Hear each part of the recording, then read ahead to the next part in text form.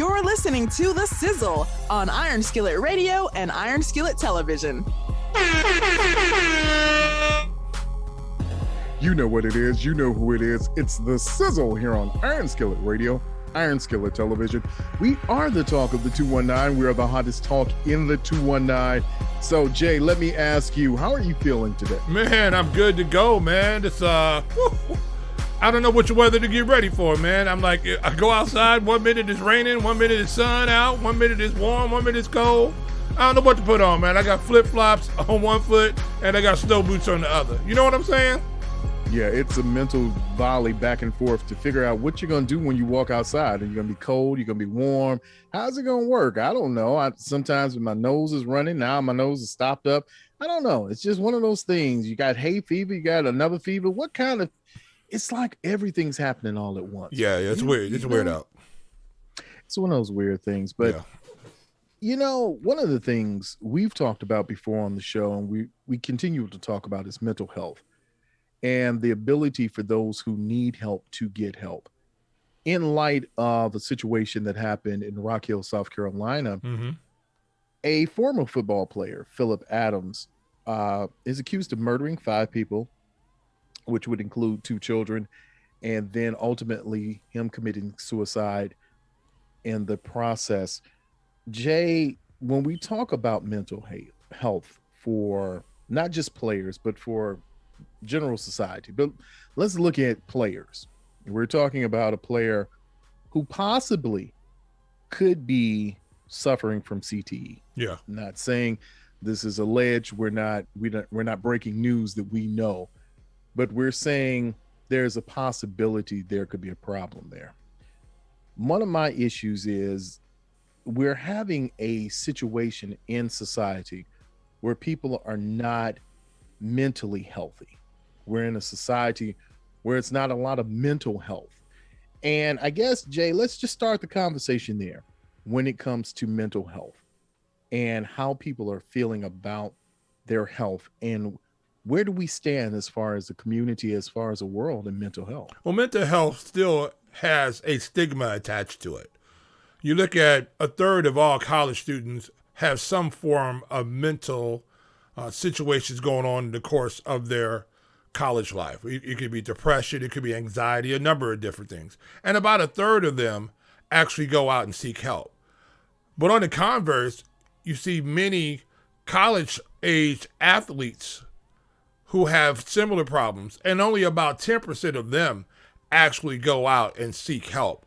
The reason being, there's still a stigma of weakness attached to a person or persons who have a mental illness. And we still look at them as less than a person, less than who they are. And that's why a lot of people will hide symptoms of mental illness. We found out that there are times and places that they won't allow you, because if you receive certain type of mental help, there are certain jobs, certain places, certain things that you won't be able to do or won't be able to go. So the issue is now is that we still see mental illness as a weakness and not a sickness in this society. And until we start seeing it like that and start treating people with mental illness the same way you would treat somebody who had the flu or the cold or some type of heart condition, until you start treating them like them and giving them the best treatment that they can get, these kinds of situations are going to keep going on. As we saw with Phillip Adams, we saw that his family was seeing that he was having some issues, saw that he was turning, and we don't know to what extent did anybody try to get mental help, or did he himself try to go get mental help? Did he even realize that he was going down in this deep spiral? So it's one of these things we have to start personalizing mental health and not make it be such a stigma, so people will go get help when they see they're having a problem. There have been several reports that family members, friends, ex-teammates, and even former professionals asked Phillip Adams to go out and get some help, suggested that there were some avenues and remedies for this mounting depression that he had, be it that he was injured and working towards a injury settlement with the NFL. There was a lot of mounting pressure, but we talk about it, Jay, because so many young people now are experiencing mental depression. They're experiencing anxiety, and we're seeing it manifest in anxiety attacks, panic attacks that young people are having. And we're wondering now if universities, especially these schools where student athletes are going and seemingly having these first episodes, maybe they had a brief episode in high school, but now in college, they're hitting full-blown panic attacks, full assessment attacks.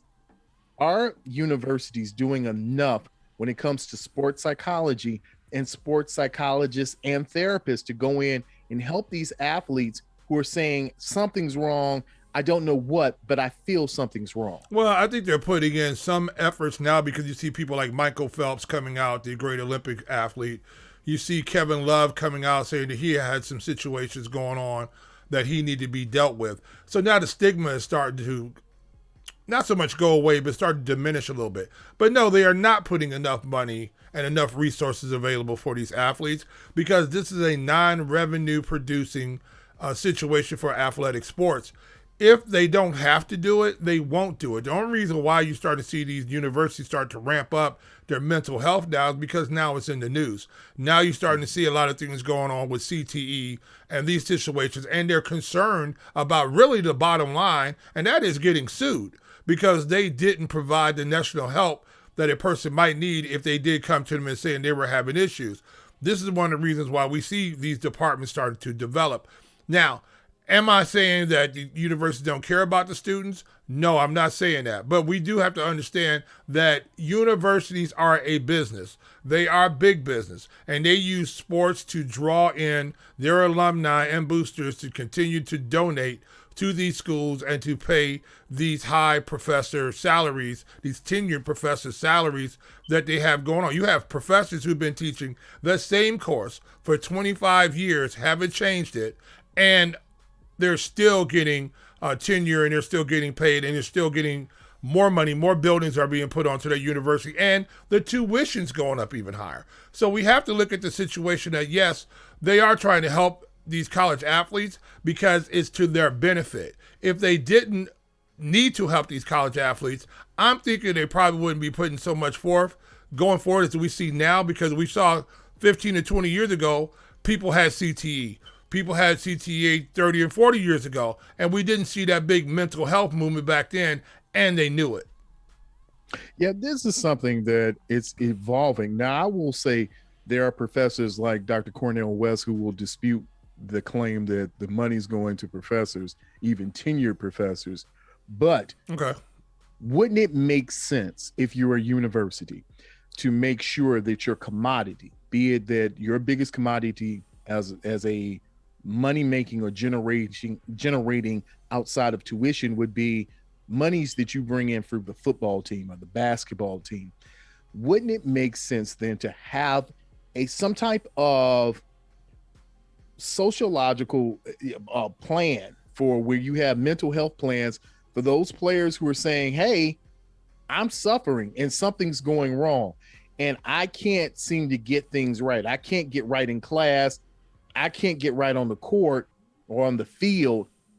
Wouldn't that be the impotence that you would need to add extra dollars to that type of program for children and for young athletes so that they can grow? Yeah, but when you look at it, though, like I said before, only about 10% of college athletes ever come in and say they have a mental problem. So if you look at a roster of one of the largest rosters you can have is a college football team. If they are 100 players on these teams, and some of these big universities do have 100 players, we include walk-ons and people like that, that means only 10 out of the 100 would actually seek mental health. If you look at a situation where you have on a basketball team, if you look at you have 18 or 20 guys on this team, we're talking about reserves, people who are red shirts, things like that, you're only talking at 10%, you're only talking 1 or 2 people. And that at times can be absorbed into the mental health community that they already have existing on the college as it is. So I don't think they're going to pour any extreme dollars into this because the percentages say they don't need to.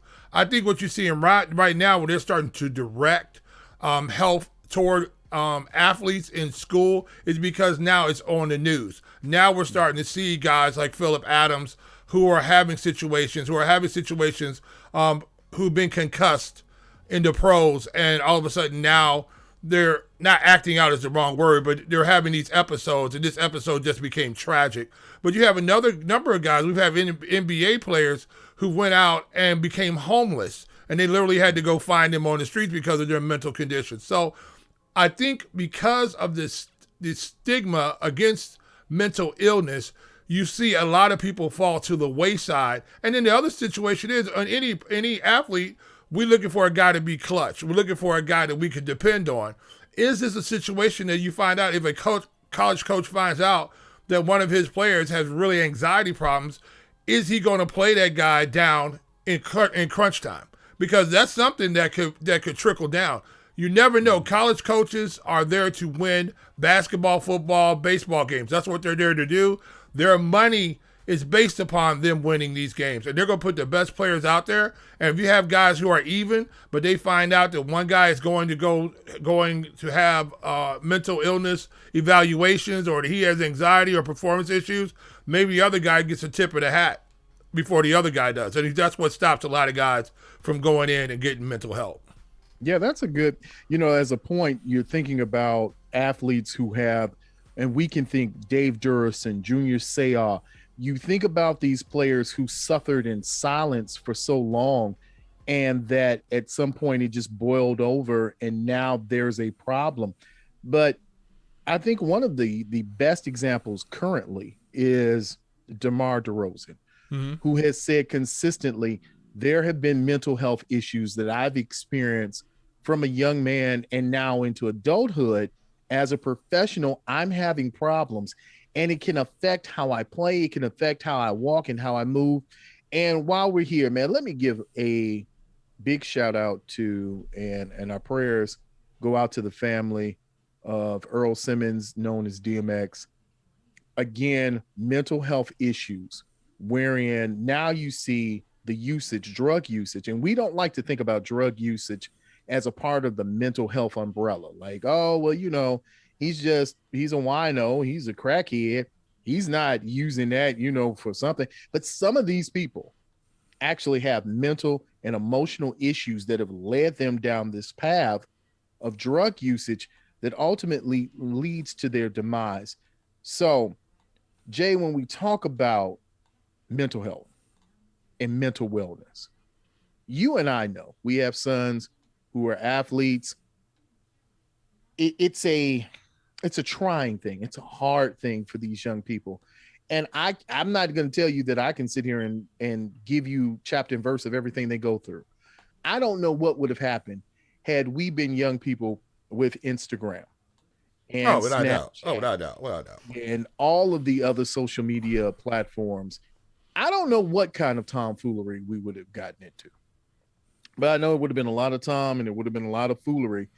And at this point now, my concern is that moving forward as a nation, we're learning to accept mental health issues as a serious medical issue that has to be addressed.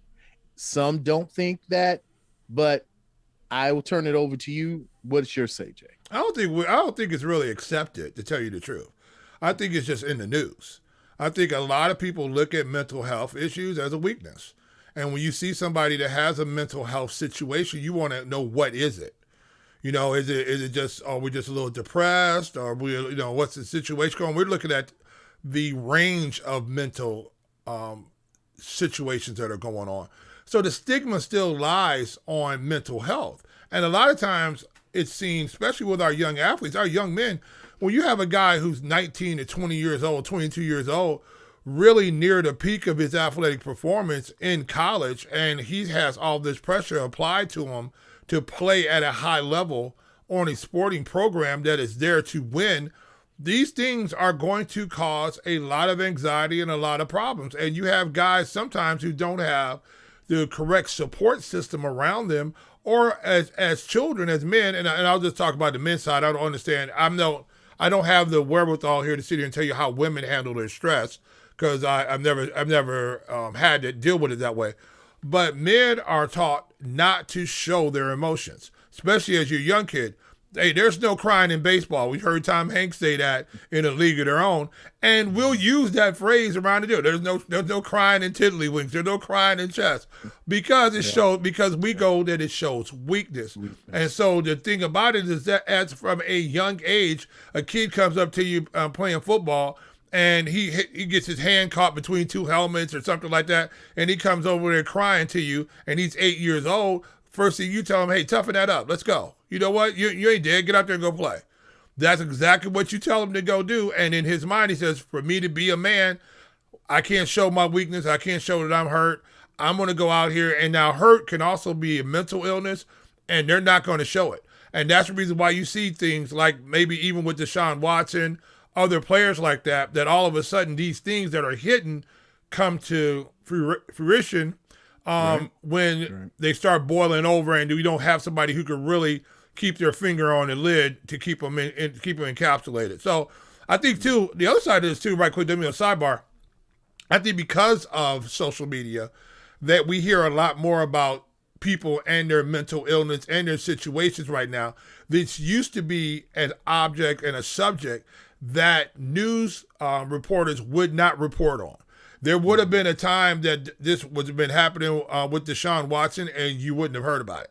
And I'm sure these exact things have went on many times before in history. They just weren't reported on. So now you're starting to see it, because reporters now feel like I'm not going to be blackballed if I come out here and say something negative about an athlete. Actually, right now, they're actually being rewarded by breaking news on athletes, and it didn't used to be that way. You know, what's amazing is at one point in time, you and I both being in journalism, there was a time that no reputable professor would have said that you would report on social media. And now we see newscasts, we see major news broadcasts where they're reading actual tweets, or they're reading some comment that LeBron James made. They're reading, and to your point, sports figures have taken over the news run. If it's not a gruesome murder or a horrific crime, then it shifts directly to what's going on in the world of news, because it's more gossip based. And as we get more access, we talked about this before, and I know we'll talk about it some more, the ability to unplug from social media for a lot of young people is not there. We're not teaching young people how to step away from social media, how to step away from media. And this media overload now has become more and more of an avalanche, and it's affecting mental health. Well, the issue is now, if you ever watched The Social Network, and it talked about Mark Zuckerberg and how Facebook got started,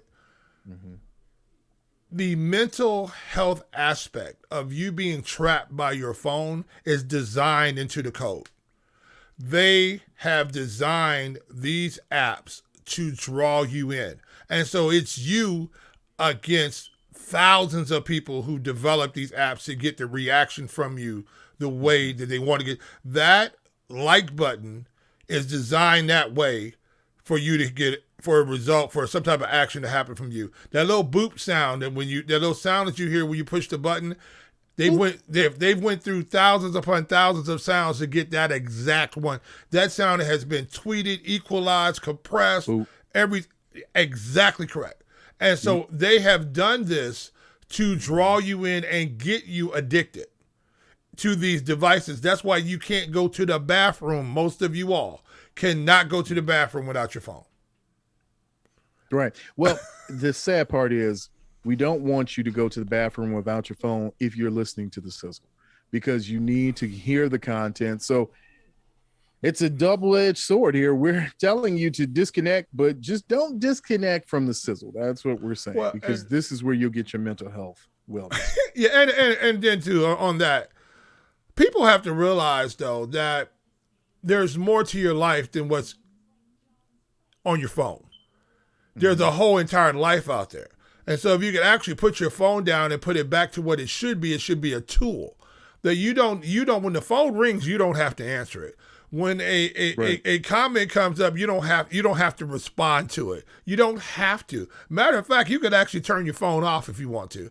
And that's funny. Yesterday we were talking about you getting a new phone, right? I got one. and you didn't go for the latest and the greatest. No. Why didn't, Is that it? Yeah, that's it right there. No. yeah, why didn't you go for the latest and greatest, my friend? Because all I needed the phone to do was to ring and, and to get some messages. That's what I need the phone to do. That's what it's designed for. The phone doesn't need to keep me company. I don't need to be able, I don't need it really to, even though I do use the phone to remind me about meetings and things like that. But it's a tool. But it's not my friend. It's not. I can't remember what the movie was. I want to say after a while, the guy developed a relationship with his phone assistant. It was that Joaquin Phoenix. Yeah, I forgot what it was called. I got to see that movie, but I saw it. I saw it. It was really interesting because with this new AI coming on, and the speed of these computers now, like right on my phone, it's no big deal. I'm just going to say it. But I put in another memory card into this phone. Now I got 256 gigs of memory on this phone, plus the memory that's on the phone. So, almost a half a terabyte of memory is on this phone. Well, why would you need a half a terabyte of memory on your phone? Well, it's videos, especially the stuff that we do. We have to keep track of stuff that you want to sell, stuff you want to that you want to save, stuff you want to track. But now, think about it. I have more power on my phone right now than all of the NASA computers combined times 1,000. That when they were landing Apollo 11 on the moon, I have computing power times 1,000 what they have right now. So the issue is that because of these AI that's available to you now, your Google Assistant or whatever assistant, your Bixby or whoever it is, they can be programmed. There's some other outside AI apps that literally will befriend you. They'll actually start figuring out what you like. They'll actually start playing the music that you like during the course of the day. You could walk in the house, you tell them you're home, and it'll set the temperature to the temperature that you want. After a while, who wouldn't want somebody when you walk in the house, hey Joe, how you doing? And they turn the temperature right to where you want it. Oh, would you like to hear some Paul Hardcastle today? And they start playing Paul Hardcastle. That's great company. I think it was Her. Well, I think the movie was called Her. And so the whole situation is, I think right now, you're starting to see people get disconnected from real life. And real life now, it starts to become their connections on the phone. I know and have heard of people who are dating and they see each other once a month in real life, but they're dating on the phone. They have connected Zoom call, they do everything, whatever else they're doing on the phone, but they actually probably only see each other, physically see each other once a month. That's not a bad idea, man. That cut down on cost. Now thinking about it, that's a great idea. You got cost control, you've got person control, and if the person has COVID and they're still alive on the other end, you're great. So here's the whole issue about it now. And just because you said that and was jokingly, but think about it. You're going to have relationships with people possibly that you don't see. All right. And that's coming. I mean, are we going to have virtual marriages where you're married to somebody, but you don't actually live in the same state? It's so much to process. It is a lot. And I understand where people are having problems. So let us say this.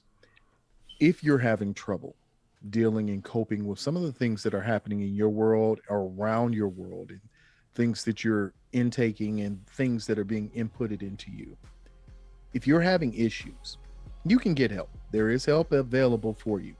And we're going to give you 3 numbers that you can help for mental health hotlines. And this is for assistance. It just is something to help you move forward. The National Alliance on Mental Illness is 1-800-950-6264. That's 1-800-950-6264. The Suicide Prevention Hotline is 1-800-273-8255. That's 1-800-273-8255.